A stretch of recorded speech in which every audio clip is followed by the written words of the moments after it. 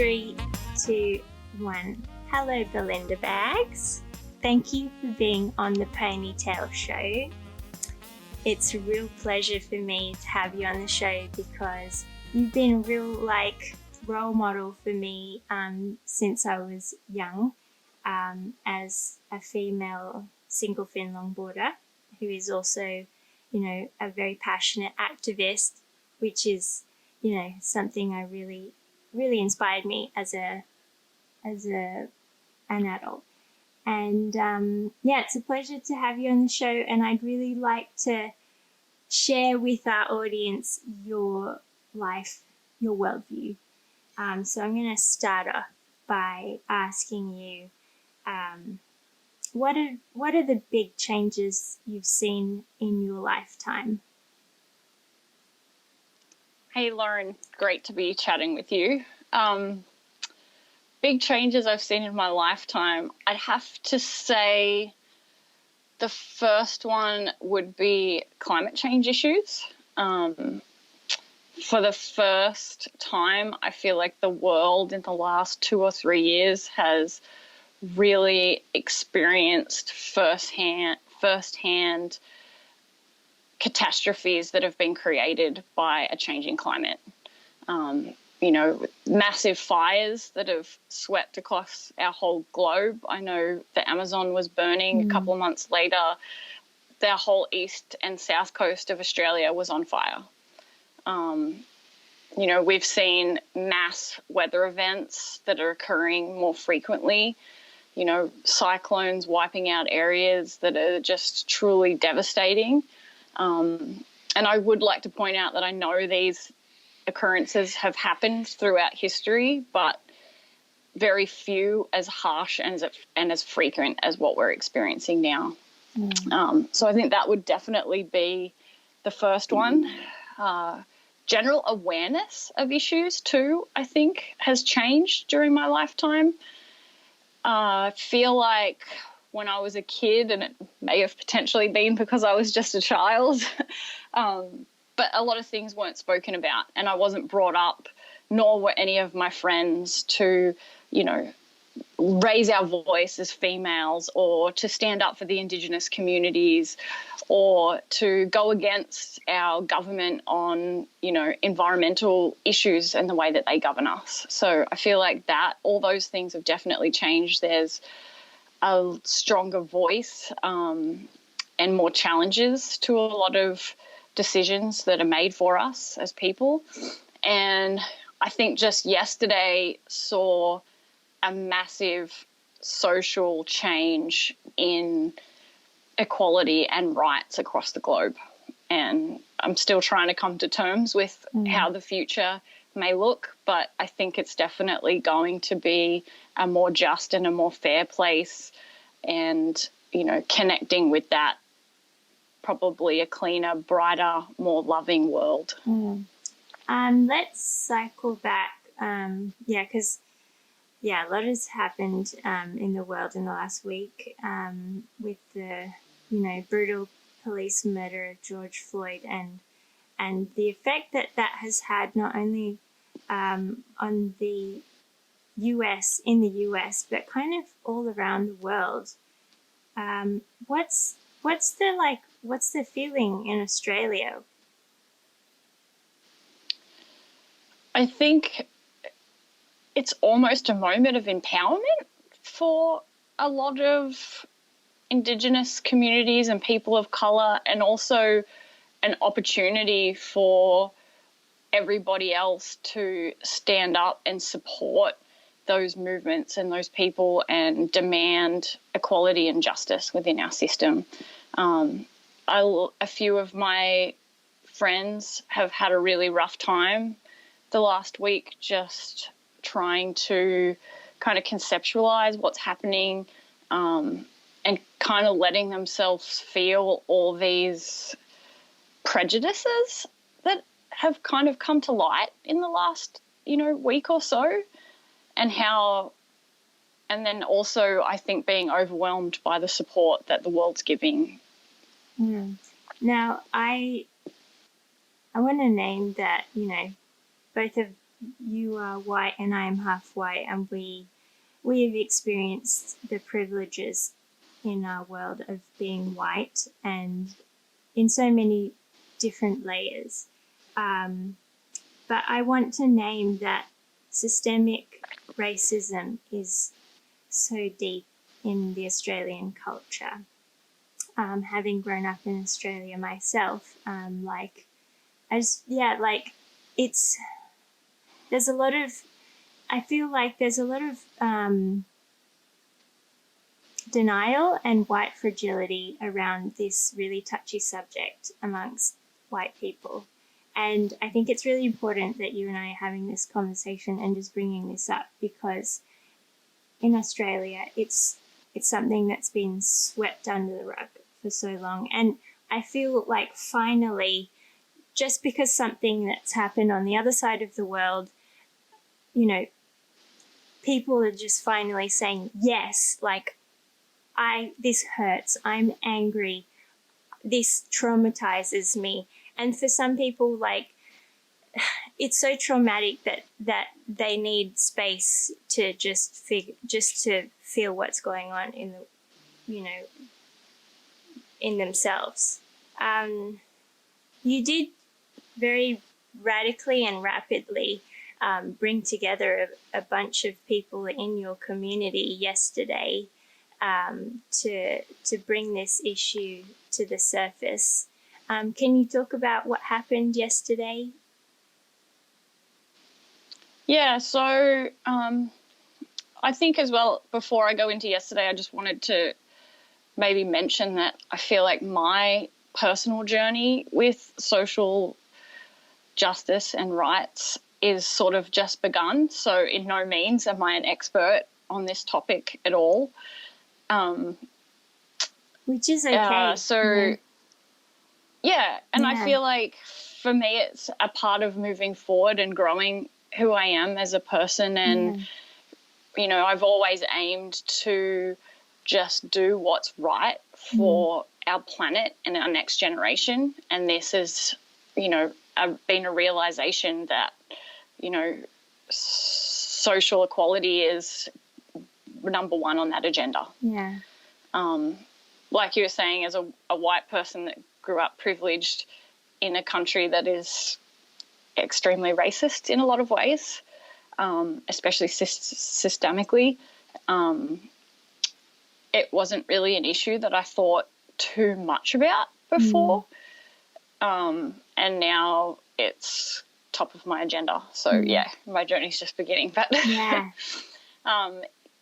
which is important. And I'm thankful for that. Yeah, and a lot of, you know, what's wonderful about this is it's opened the eyes of a lot of people who might not have been aware of the subtle, unspoken forms of racism that's just everywhere, and also the systematic, the system that is basically oppressing, in Australia's case, the original peoples of the land, and also, you know, in the US and in much of Western civilization, it's the economic oppression of people who are brought to a land to work, to be the economy of a place where, you know, where shelter, money, so many things are promised to them in the modern society, but are not. But it's a false promise. Like, that's why I was just really, like, interested in what you were able to get together in the surfing community in Australia yesterday, because honestly, the surfing community is a real white community, and I was so impressed by how many people you were able to bring together at such late notice. Yeah, so we saw, one of my good friends, Sam, and I saw that, you know, these actions, paddle out actions, surf in solidarity events were happening across the globe. They're led by an amazing group based out of Africa, I believe. They're on Instagram as Black Girls Surf. And they were really aiming at bringing people together to honour the lives of people, Indigenous people lost, honour the lives that were lost of Indigenous people in police custody, and also just to bring that awareness to the surf community. And so we instantly decided when we saw it that we needed one here on the Surf Coast, because although I wouldn't consider many of our community here to be specifically racist, but I think it was really important for us to acknowledge that we are a huge minority and that we have grown up with such privilege as white surfers along this coastline. And so the whole aim was to really just bring people together and start a conversation and share stories and bring as much awareness to the issue that we possibly could, and also to let our friends know here on Wadawurrung country that we're here to support them, we're here to include them, that if they want to learn to surf, we want to teach them. And you're using your platform to voice what they want to say as well. Yes, yeah, definitely. So we had invited quite a few members of the Wadawurrung people down for our event. Unfortunately, there'd been a tragic suicide a couple of days beforehand with one of their really close members of community, and they were unable to make it on the day, but we did have a few Indigenous surfers there. And I think part of it as well is a lot of us surfers in the area have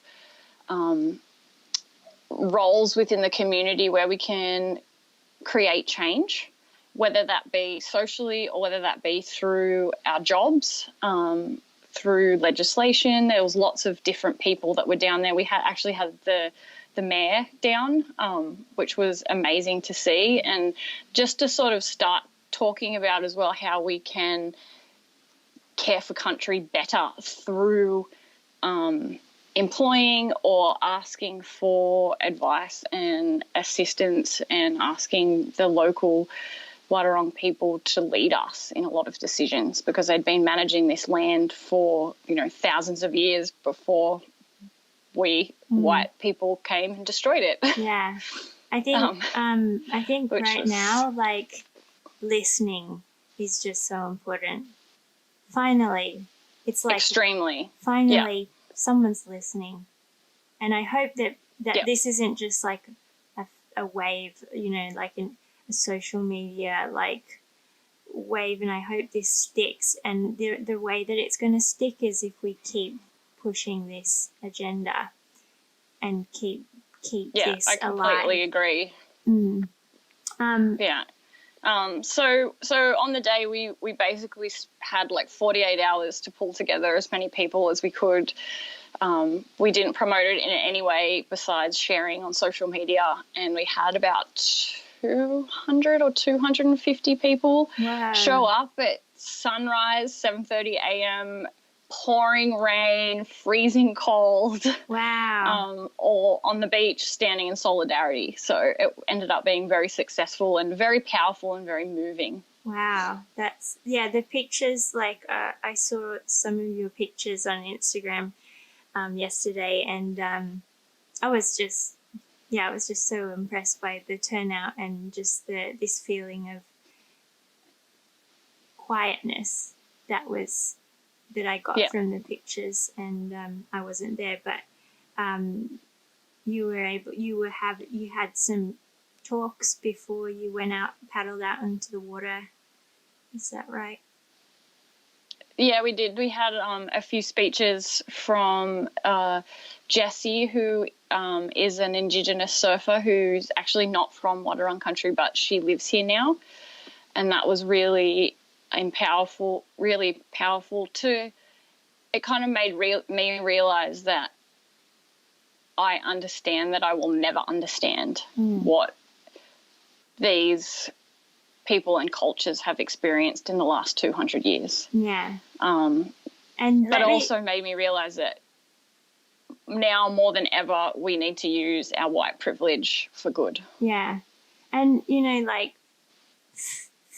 just let me name some of those things that maybe white people don't quite understand what it would feel like. Just to name some things is being judged for how you look, being assumed that you're like having to dress in a certain way to get a certain public opinion about yourself, and like subtle things, like things that slight comments, and accepting, awful racist comments just on a day-to-day basis, and not being told that you are entitled to the same privileges as your white or Asian or brown brothers and sisters, but not seeing the same outcome for yourself and for your community. And that's so hurtful. And I think, it's something that white people will never understand, but at least, it's coming up now. So it's definitely coming. I'm just really grateful that you're acting, and that the community is there in support. Power to you. It brings me to I want to ask you, what is it about longboarding in particular that feels different, and what on your path as a longboarder made you an activist?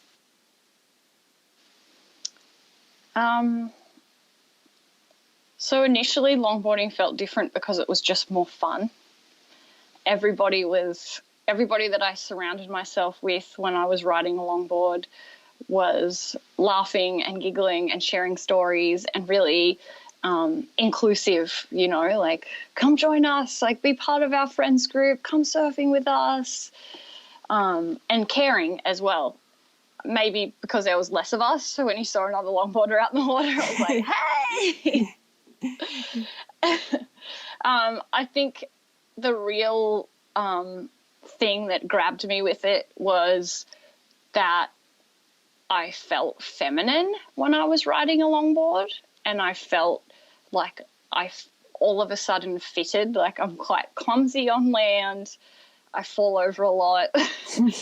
I'm not super athletic, but I love the ocean. And when I was on my longboard, all of a sudden I felt confident, and not a type of power that, you kind of gain from that masculinity type essence, but more being able to use my feminine power and for good, and just really, it's hard to explain, but just really, really strong and confident in who I was, and that I was completely okay with the fact that, maybe people wanted to laugh at me or whatever, it didn't matter, So I think I just gained so much belonging and confidence out of being on a longboard, and a comfortability in being in my own skin as well.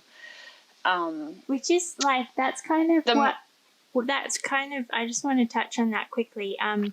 That's kind of what kind of drew me to you as a longboarder when I was young, because I felt like I couldn't understand this when I was younger, and I'm still trying to get my head around it, but I feel like I grew up in a culture where this masculine energy of competing, of striving to be the top of something, of being a woman and being told you should have a career, you should, you should compete with your fellow sisters to reach that top, and inside it just felt really wrong. And so wrong. Yeah. And I felt like seeing you on a longboard, I didn't understand it at the time, but it was this real feminine energy, and I can put into words now. It's slowing things down and responding to a wave rather than trying to manipulate a situation to gain power. And it's like that to me are like qualities of like cooperation, intuitiveness, openness, and they're all feminine energies.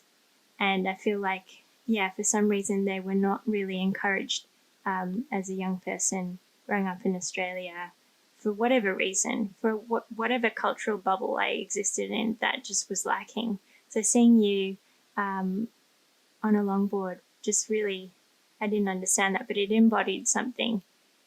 And I feel like you don't really understand something as conceptually until you can embody it in your body and you can feel that. Yeah, and I think that's a huge part of what longboarding was for me, is whether that connection to the earth, connection to the water's movements, and really being able to feel that like ignite through your body whilst you were surfing, and it makes you feel alive. And as you said, there was no fighting against the waves' power for maneuvers. It was all about finesse and really small placements that would just simply allow you to connect deeper and feel these sensations. And so like that moves on to you becoming an activist. When did you feel, at what point did that happen? Well, I think surfing and my love of, riding waves was my first point of wanting to protect the planet, keep our oceans clean, keep our lineups pristine. It wasn't until I had my son, Rayson, who's now 8 years old, that I realised that we are merely caretakers for this earth that we all reside on, and that we're passing on this legacy to our next generation. And watching all the environmental threats, all the environmental destruction that was going down, I just couldn't allow myself to let that be my son's future.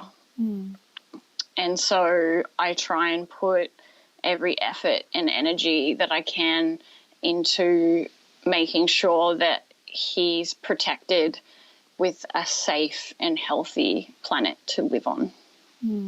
It must be scary at times, the news makes things so scary, but just the reality of just global warming and how much it's encroached, how much it's impacted our day-to-day life nowadays. I'm not sure, like I haven't lived in Australia for 10 years, but I can say this, that in Thailand in the last year and a half, air quality has dropped like crazy. Pollution has been such a big problem since about March last year.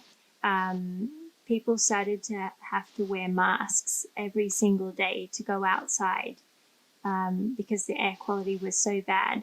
I wouldn't be able to go outside my house unless I had a mask. Otherwise, I'd get a headache in 2 hours of being exposed to such awful pollution.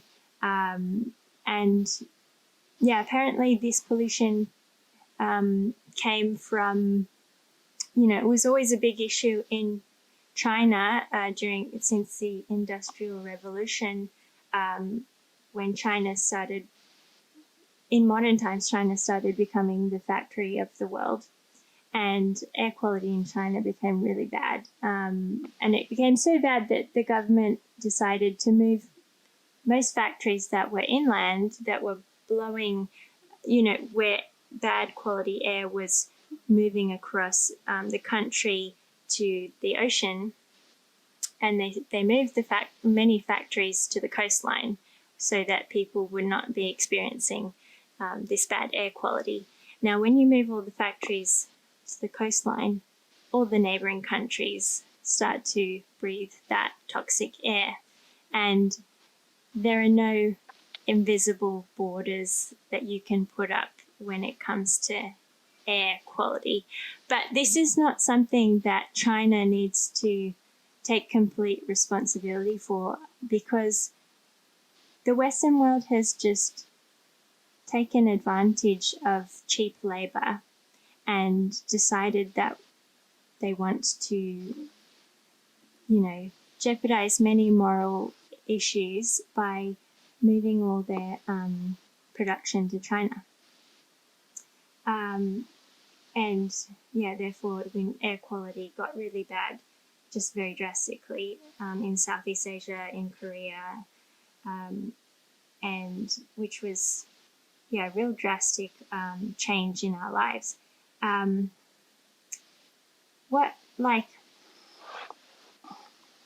In your lifetime, plastic in the ocean has become really apparent.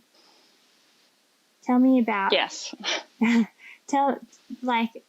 I've seen it, in Thailand, but I honestly haven't really been back enough in Australia to see a big drastic change. Can you describe some of that?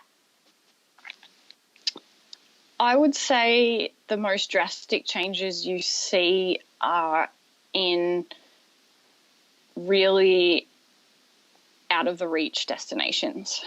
I think we've always had plastic on the beaches in the cities. People leave it, it washes in from the storm water.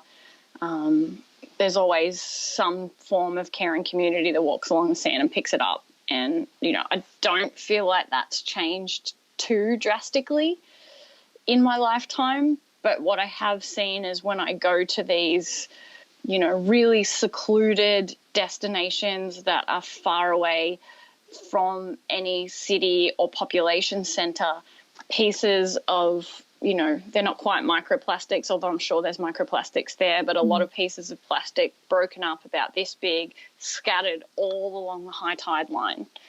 And to pick it all up is, honestly near impossible. Yeah.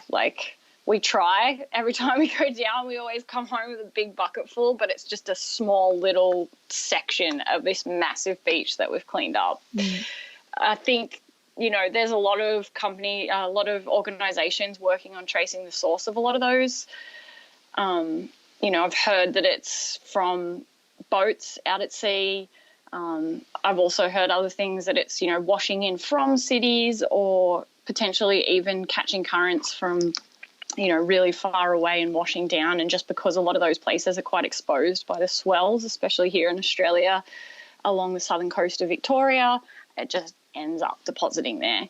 But seeing what's on the shore, I could only imagine what's on the sand at the bottom of the ocean.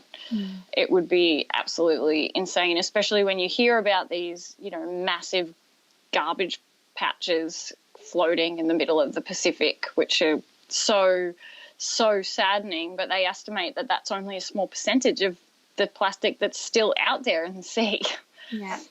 And I think we've just seen a constant ramp in production of these single-use plastics. They're circulating more and more, and even though you try your hardest to not take any single-use plastics, obviously there's water bottles, there's cutlery, there's straws, coffee mugs that are really simple things to carry around with you so that you can refuse single-use plastics. But everybody goes to a supermarket, and a lot of the food that we buy in there is wrapped in plastic.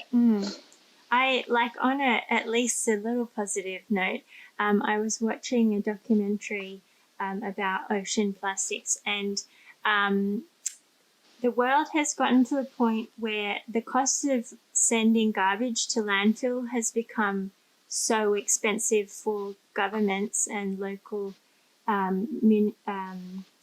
councils that they've been forced to look at other options. There was one case study about in the Philippines where they were testing out zero waste communities in the slums.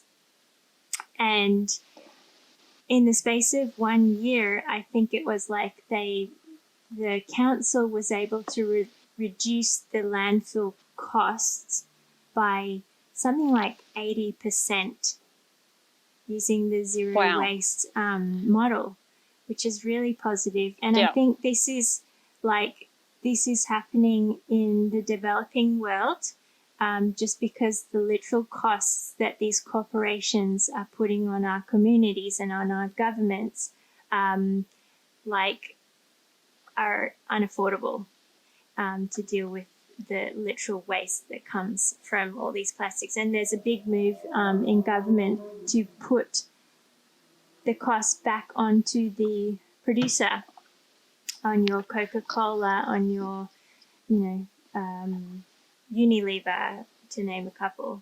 Have you heard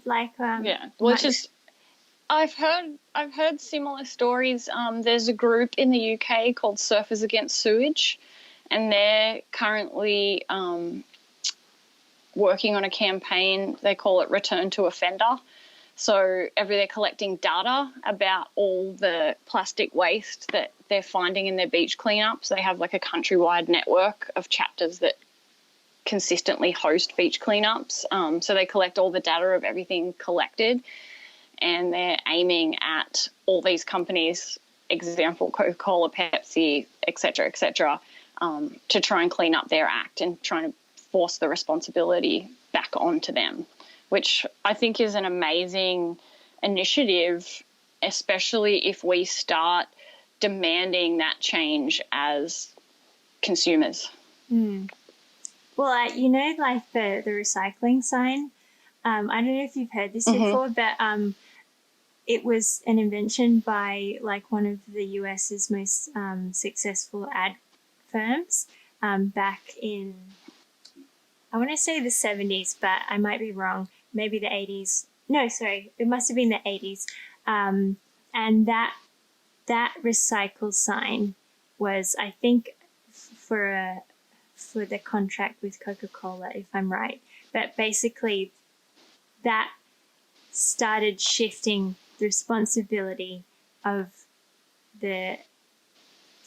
the corporation to the consumer. And that was like the biggest shift in huge plastic problems now. And I think it's really important that people know that this responsibility and this cost needs to go back onto corporations if we want to actually like get anywhere.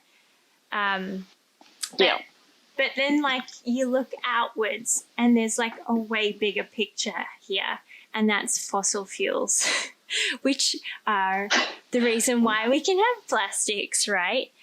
And exactly, that's what I was going to say. They're all completely related. Yeah, and that's something you've worked really hard at campaigning against, about basically in your career. I was really inspired by Save the Australian Bight, for example. Can you talk to us about how that all happened and what happened as an outcome? Yeah, so for anybody who doesn't know, the Great Australian Bight covers the majority of the southern coastline of Australia. It's in Western Australia and South Australia. There was an oil rig proposed to sit out 300 kilometres off the coast. The total length of drilling would have been about 5 kilometres deep. It was an experimental well in one of the most treacherous stretches of seas in the entire globe. It was in the path of the Roaring Forties. And there'd been a few companies that had applied for licenses and looked at developing there. One was BP, they had pulled out. Another one was Chevron, they had pulled out. And then we found ourselves stuck with a Norwegian company called Equinor, who were pushing forth with their environmental applications to the government, the governing body here in Australia called NOPSEMA. And they released with those environmental plans their spill modelling, which saw oil on beaches from Port Macquarie on the east coast of Australia, wrapping all the way down past Victoria, South Australia, Western Australia to Albany. It also reached Tasmania as well as the most western points of New Zealand. So this was their worst case spill modelling. Like, mind you, worst case scenario. Oh, yeah. But still possible. The fact that it was in their environmental plan as a possibility was absolutely unconscionable. We saw this as a surf community, and it pretty much like was just a rallying call for every surfer in this country to not let this project go ahead. There was an alliance created, Great Australian Bight Alliance. It involved many environmental organisations and non-for-profits, and also a couple of businesses who had previously been working on this issue. It really took the best qualities out of each organisation and kind of created this like superpower that was helping save this beautiful place. We had people that were, you know, legal experts, legislation experts, marketing experts, so everybody could know about it, and storytellers, and, you know, all kinds of amazing people with great skills were on board. And we started to find that because the surf community was so up in arms about this, they wanted to take more action than just signing a petition. So we created, through Surfrider Australia, National Day of Action, which had, not exactly sure how many locations it was. I think it was around 50 locations across the whole country, where tens and thousands of surfers headed out to the beach and paddled out, and we were out in the water united, chanting, "No way, Equinor, fight for the Bight." Wow. And it made, you know, it made national news. I think there may have even been some coverage internationally. On top of that, Equinor being a Norwegian-owned company, it's also publicly owned, so it has shareholders. And our alliances and friends and many surfers and ocean advocates in Norway turned up at the Equinor AGM, demanding that this project not go ahead, as well as the Extinction Rebellion chapter there, who was standing up for climate change and no new fossil fuel extraction. So I think we made a big impact. There was still not a lot of movement after all those things had taken place with, you know, Equinor still seemed like they were pretty sure they were going ahead. The Australian government is fossil fuel and money hungry, so they were still going ahead. And, you know, I was actually down in the Bight, and I remember looking back at the ocean one day after kind of scavenging up this big cliff and puffing. Scavenging and looking back out thinking,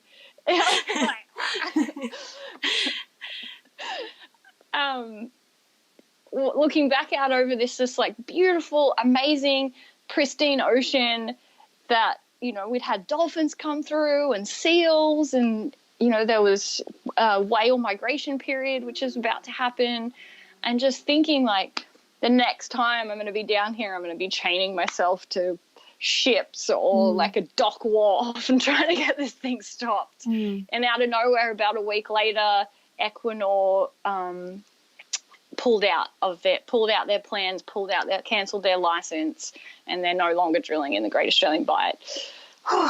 Such a huge victory. Yeah. Like, huge win. Amazing win.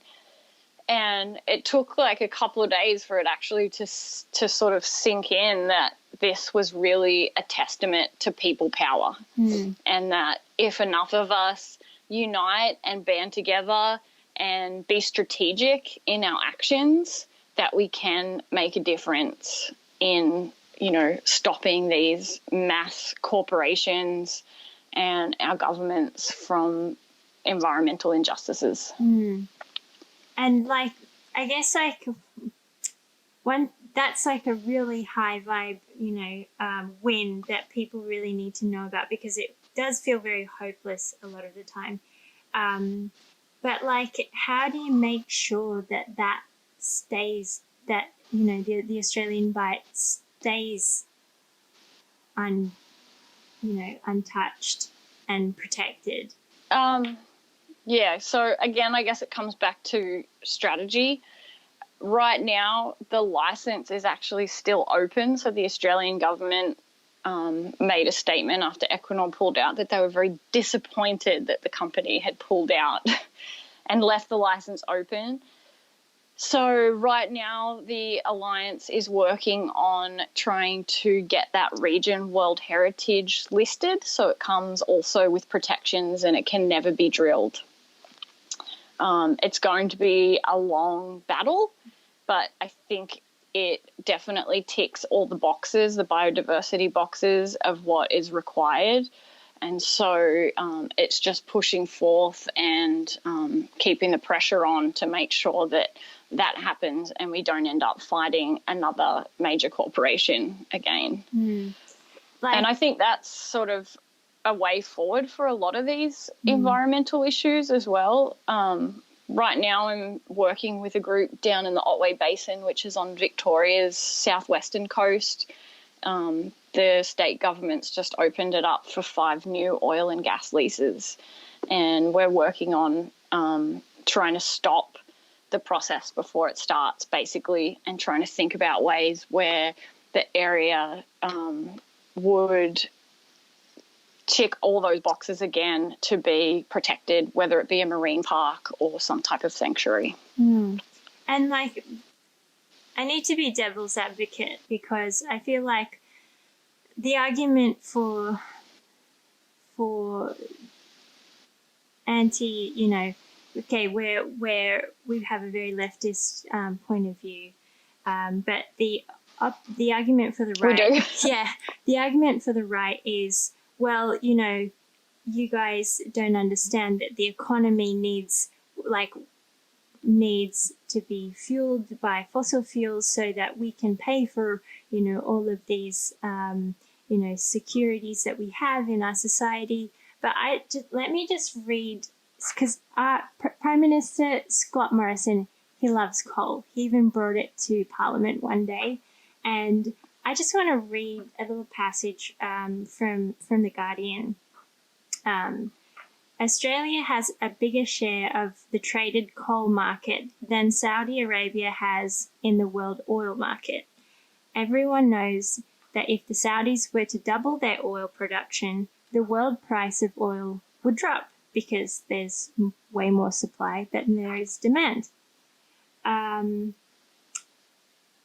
But virtually every government in Australia pretends that if we succeed in doubling our coal production by opening up the Adani and other Galilee mines, it would have no impact on the world price of coal. Like, that doesn't make sense to me.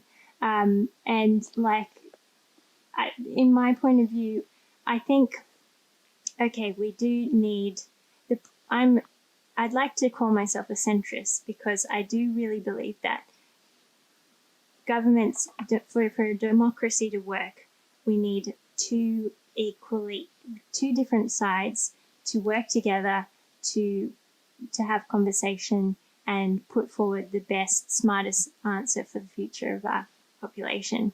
And what's happening right now is that the Western world has become so polarized that people feel the need to pick a side, and it's a war.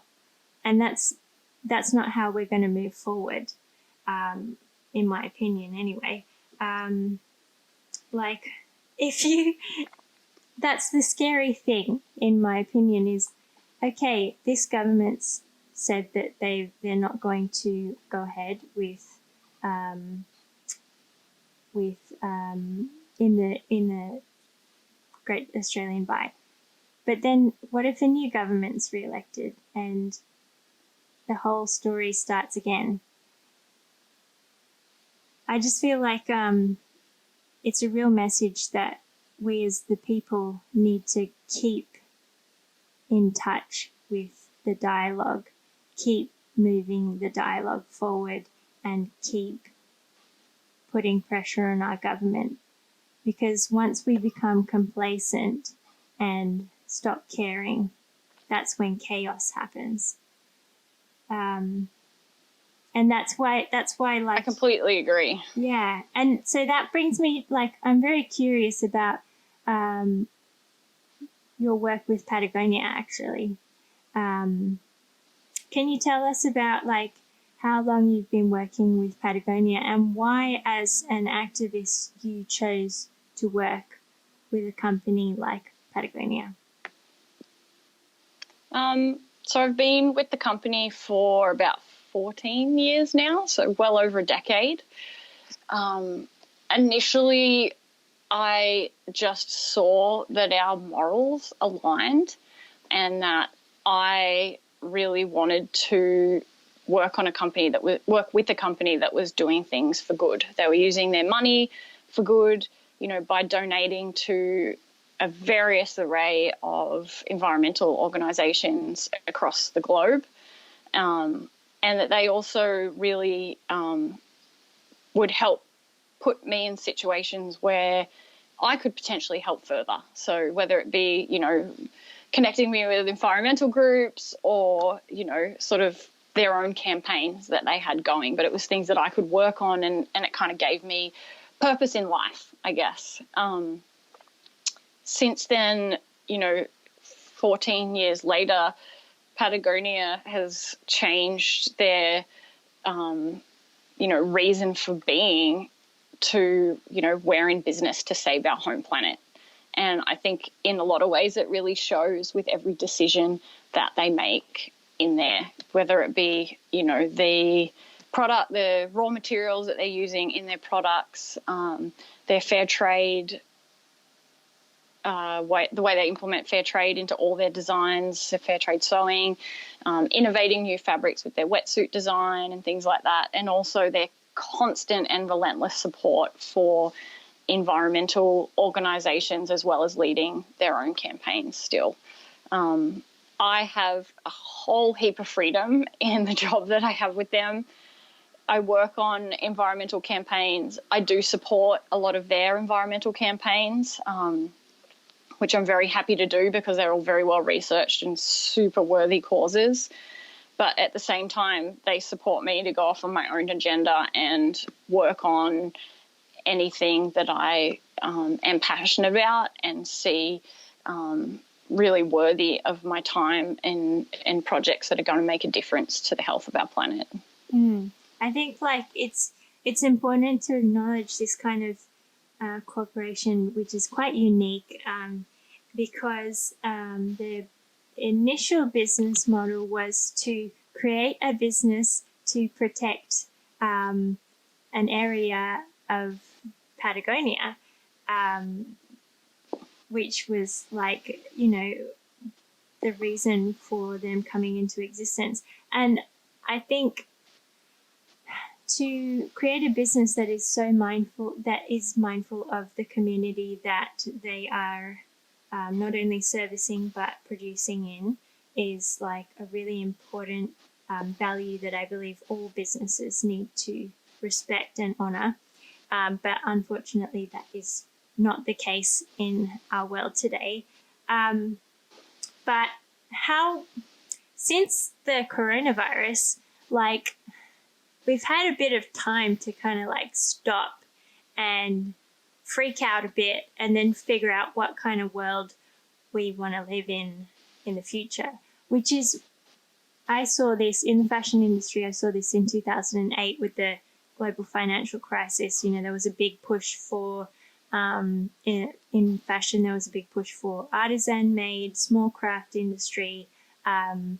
But at the same time, fast fashion just kept growing, kept becoming this crazy, huge monster. Do you think, I hate to use this word, the new normal, because I don't believe that, I don't like the idea of it, but do you think that the new world that we will have to adjust to, do you think people will be more conscious and mindful of how they are spending their money and what they're putting their money to?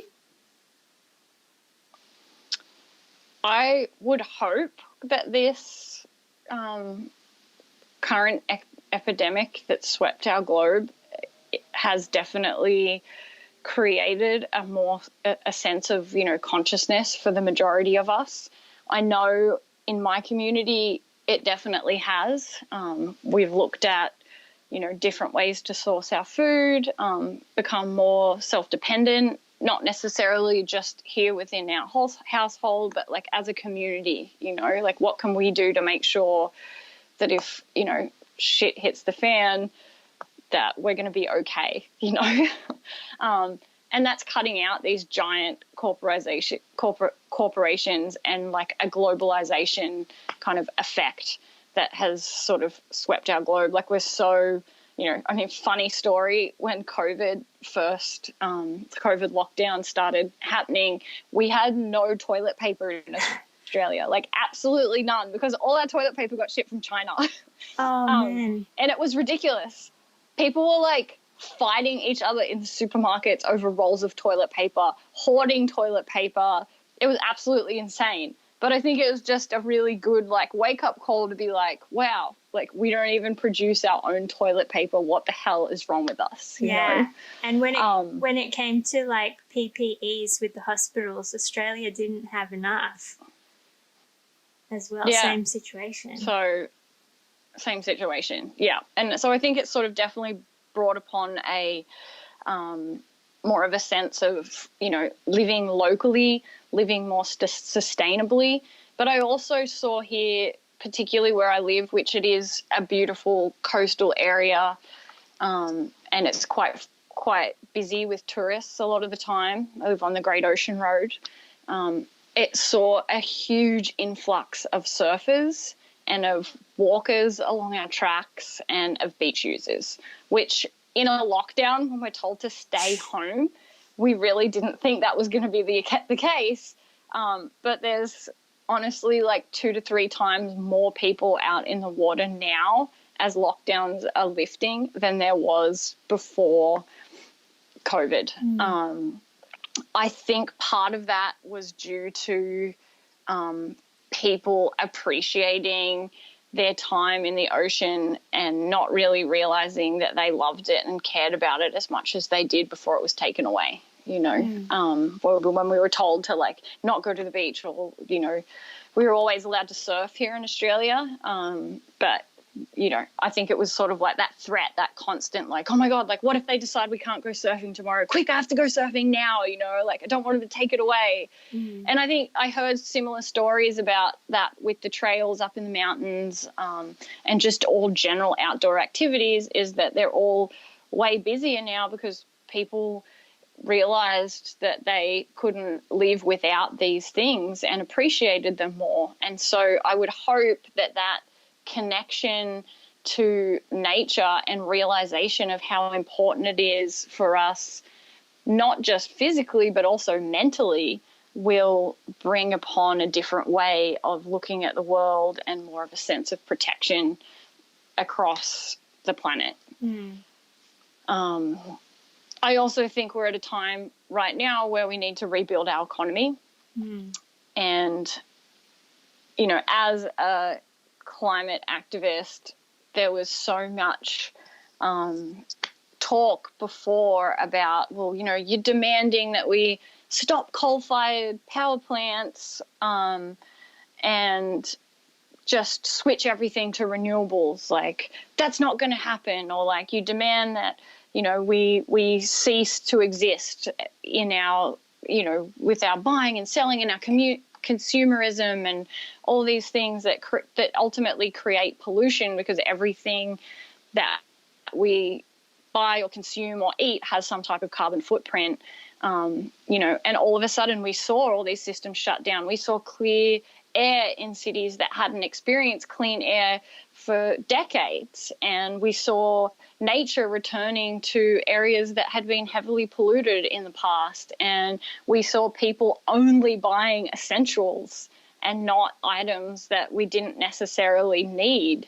And it did have a major effect on our economy, but it was possible. And, you know, like you said before, I am very left thinking, but like if you look at the current climate predictions, with the trajectory that we are on, by 2080, we may not have a functioning civilization to live in. Yeah. And like my son is going to be alive then, and he's hopefully going to have children of his own. And so I think as we rebuild after COVID, we should use this as an opportunity to think about what sort of to implement those changes for the type of future that we want for our kids, for our planet, for all living things. Yeah. You know, in Australia, they're talking about a gas-led recovery and using gas as a transition fuel.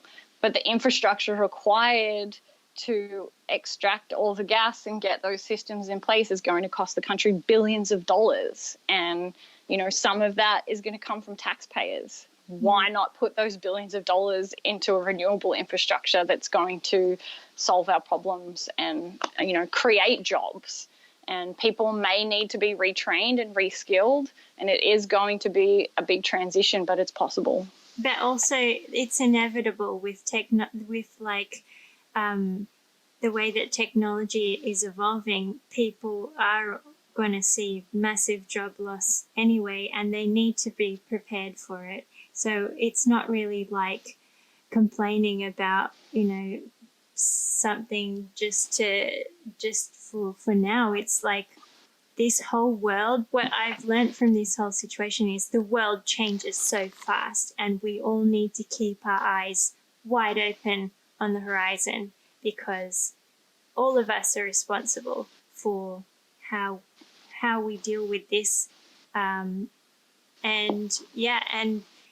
you know, we need to take responsibility for our kids. We need to take responsibility for their learning. We can't just let school, we can't just, you know, leave responsibility to just our schools to educate our children. It's up to us as well, which is like such a big part of everything. It's just, I just feel like, guys, stop scrolling on Instagram looking at food pictures or pictures of people's butts or whatever. Like, come on, take responsibility. Like, get your thumb out of your ass. And yeah, I completely agree. I think one thing that, you know, also always prompted me is when someone turns around and says like, oh, I'm just one person, what difference am I going to make? Well, we're all just one person. And this planet, you know, like the economies function to serve us. The governments are in place to serve us. And so if enough of us create change, demand change, then things are going to change. Yeah, call up governments for doing things that are shady, call up corporations, businesses, you know. And like the thing that's funny about our culture is that like the minute you start having a dialogue with someone, like they think it's an attack on their personal like existence, which is like a really fragile way of being. But like we've gotten to this point where like we can't even start a conversation anymore. So yeah, we've got a long way to go. But we do. I think that's definitely like relating back to what you said earlier about how there's that huge split in, you know, people that really look at economy and people really look at a clean future, the left and the right, and there can't be that split. Like, we need to just put nature first and do what's best for our planet. And in that process, find ways that it will create a flourishing economy. Well, on that note, that was a beautiful way to end this podcast. Thank you so much for, you know, spending the time with me and sharing your worldview, which is really valuable. I really appreciate it. Thanks for having the time to talk to me. It's been great to connect one-on-one with you. For those out there who might want to check out your activism, your surfing, how do they do that? Best way is probably just to pop on my Instagram account. It's just at Belinda Bags, BelindaBaggs. I also answer most of my messages. Nice one. Well, on that note, bye everybody. See you next time. Thanks, Lauren. Bye. Bye.